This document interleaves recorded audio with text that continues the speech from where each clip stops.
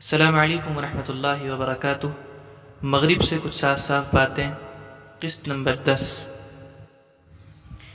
Europe میں تعلیم پانے والے نوجوانوں کی ذمہ داری۔ عزیز نوجوانوں، آپ مغرب اس لیے نہیں آئے کہ آپ موم کی طرح پگھل جائیں، آپ اس لیے آئے ہیں کہ ایک نیا عالم تعمیر کریں۔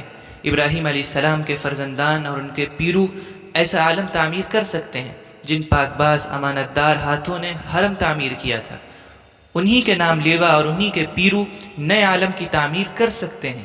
آج دنیا زبان سے کہہ رہی ہے، معمار حرم باز بتعمیر جہاں خیز۔ آپ کو نقالی سے بلند ہونا چاہیے۔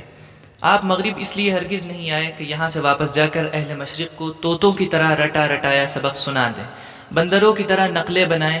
مشرق کو ایسے صاحب ہمت اور صاحب دانش انسان کی ضرورت ہے جن میں ایسی جرت ہو کہ وہ مغرب سے کہہ سکیں تو نے یہاں غلطی کی ہے، جو اس کے پورے نظام زندگی سے اعلان بغاوت اور اعلان جنگ کر سکے، اور حضرت ابراہیم علیہ السلام کے الفاظ میں یہ کہہ سکیں، کفرنا بکم وبدا بیننا وبینکم العداوۃ والبغضاء ابدا حتی تؤمنوا باللہ وحدہ۔ ہم تمہارے منکر ہیں اور ہم میں تم میں ہمیشہ کے لیے بغض و عداوت ظاہر ہو گیا جب تک تم خدائے واحد پر ایمان نہ لاؤ۔ لیکن وہ لوگ جن کو ایک ہی بات کہنا آتی ہو کہ مغرب نے تو سب صحیح کیا ہے، یہ لوگ مشرق کے کام نہیں آ سکتے۔ اس وقت مشرق کو ان بلند حوصلہ، بے باک اور جری نوجوانوں کی ضرورت ہے جو مغرب کی آنکھوں سے آنکھیں ملا سکیں۔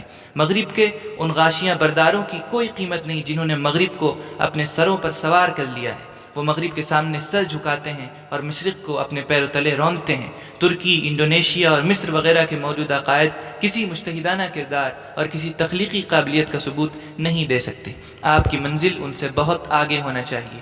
انہوں نے مغربی اقتدار و افکار کے قدموں پر سب کچھ قربان کر دیا، اور اس کے بدلے میں مشرق کے لیے جو بھیک حاصل کی وہ قربان کی ہوئی دولت کے آگے کوئی قیمت نہیں رکھتی۔ صرف سائنسداں اور انجینئر ہونا کافی نہیں۔ عزیزو، آپ کو یہ سمجھنا چاہیے کہ آپ کو جنہوں نے یہاں بھیجا ہے ان کے لیے یہ کافی نہیں کہ آپ صرف اچھے سائنسداں، اچھے ٹیکنیشین، اچھے انجینئر، اچھے آرٹسٹ اور مغربی زبانوں اور ادبیات کے اچھے ماہر بن کر جائیں۔ اگر آپ صرف سائنسداں، صرف انجینئر اور صرف قانون داں بنے تو آپ نے ملک کو صحیح فائدہ نہیں پہنچایا۔ آپ کو ان علوم میں مجتہدانہ قابلیت پیدا کرنے کی ضرورت ہے۔ اگر آپ قانون کے طالب علم ہیں تو آپ کو اسلامی قانون پر عبور حاصل کرنا چاہیے اور دنیا کے اصول قانون کا گہرا مطالعہ کر کے اسلامی قانون کی برتری ثابت کرنی چاہیے۔ آپ کو اپنے ملکوں میں جا کر کہنا چاہیے کہ مغرب کا کس قدر برا حال ہے اور وہ اس وقت پکے ہوئے پھل کی مانند ہے جو کسی وقت بھی گرنے والا ہے۔ اگر آپ نے مشرق میں جا کر کہا کہ مغرب سرتاپا خیر اور سراسر بے عیب ہے تو آپ نے اپنی قوم کو دھوکہ دیا اور ایک خلاف واقعہ بات بیان کی۔ آپ کو یہاں سے واپس جا کر اپنے بھائیوں کو بتانا ہے کہ مغرب کے پاس کیا خوبیاں ہیں، اس کی قوت کا کیا راز ہے اور ان کی زندگی کے کون سے پہلو قابل تقلید ہیں۔ اس طرح مغرب کی کون سی بیماریاں ہیں جو اس کے درخت کو گھن کی طرح کھاتی جا رہی ہیں، وہ آج کس اخلاقی جزام میں مبتلا ہے، ہمیں اس کی کن کن چیزوں سے پرہیز کرنا ہے، اور اس کی کون سی چیزیں ہیں جن میں مشرق کو اس کی تقلید کرنے کی ضرورت نہیں اور جس کا مغرب سے طاقت اور اقتدار سے کوئی تعلق نہیں۔ ابھی آپ بہت کچھ کر سکتے ہیں۔ اگر میں یہ بات دہلی، کراچی یا قاہرہ میں جا کر کہتا اور کسی اور مشرقی شہر کے قائدین کے سامنے پیش کرتا جو اپنی فکر اور تربیت میں پختہ ہو چکے ہیں تو یہ بعد از وقت بات ہوتی۔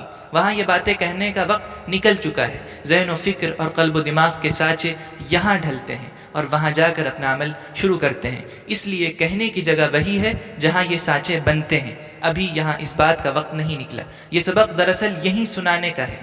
آپ ہی کو اپنے ملکوں کا قائد اور رہنما بننا ہے۔ آپ ہی کو اپنی قوم کی تعمیر کرنی ہے۔ اگر آپ کو اپنی قوم کی عظیم صلاحیت اور قیمت کا احساس پیدا ہو جائے اور آپ کے دل میں اسلام کی زندگی کی صلاحیت اور اس کی اندرونی طاقت اور اس کی افادیت پر اعتماد پیدا ہو جائے تو آپ نے سب کچھ پا لیا۔ دعوت عمل۔ آپ کو جو ملک سپرد کیے جا رہے ہیں وہ بہت بڑے ہیں اور اہم ملک ہیں۔ اتنی بڑی سوسائٹی اور قوت کسی کو نصیب نہیں۔ آپ ان ملکوں کی اقتصادیات، ان کی دولتوں اور ذخائر اور ان کی انسانی صلاحیتوں کا جائزہ لیجیے اور ان کا نیا نقشہ بنائیے۔ اپنے علم و فن سے پورا فائدہ اٹھائیے اور اسلامی مقاصد کے لیے ان کو زیادہ سے زیادہ کارآمد بنائیے۔ بے لوث اور بے غرض خدمت کی مثال قائم کیجیے۔ اگر آپ نے ایسا کر لیا اور آپ نے اسلامی قیادت کا صحیح مقام حاصل کر لیا تو آپ کو دنیا اور تاریخ میں وہ مقام حاصل ہوگا جو نہ کمال اتا ترک کو حاصل ہوا، نہ جمال عبد الناصر کو حاصل ہوا، جو نہ بن بلہ اور احمد سوکالنو کو حاصل ہوا، نہ دوسرے اسلامی ممالک کے قائدین کو۔ یہ محبوبیت اور اعتماد، احیاء ملت، اعلاء کلمت اللہ اور بے لوث و بے غرض خدمت کا مقام ہے جو تاریخ میں بڑے نصیب والوں کو حاصل ہوتا ہے۔ اسی طرح یہ ملک اس ذہنی، اخلاقی اور طبقاتی کشمکش سے بھی نجات پائیں گے جس میں ان قومی رہنماؤں نے ان کو بالکل غیر ضروری طریقوں پر مبتلا کر دیا ہے جو ان قوموں کے مزاج، معتقدات اور روایات سے کوئی مناسبت نہیں رکھتے۔ اپنے کو پا لیجئے۔ آپ اپنی اور اپنی قوموں کی صلاحیتوں سے آشنا بنیے، خود اپنی ہستی، اپنی ترقی اور فتوحات کے عظیم اور وسیع امکانات کا انکشاف کیجیے اور اپنی نامعلوم نئی دنیا کو دریافت کر کے ایک انقلاب پیدا کیجیے۔ آپ مجھے یا میری باتیں سمجھیں یا نہ سمجھیں، اپنے کو سمجھنے کی کوشش کیجیے اور اپنے کو پا لیجیے۔ اپنے من میں ڈوب کر پا جا سراغ زندگی، تو اگر بنتا نہیں میرا نہ بن، اپنا تو بن۔ ترجمہ محمد الحسنی رحمۃ اللہ علیہ۔ اب اس مضمون کے اختتام کے ساتھ یہ ویڈیو بھی ختم ہوتی ہے۔ اگر آپ بھی اس کتابی سفر میں ہمارے شریک رہنا چاہتے ہیں تو سبسکرائب کریے اس چینل کو اور بیل آئیکن کا بٹن ضرور دبائیں۔ جزاک اللہ خیر۔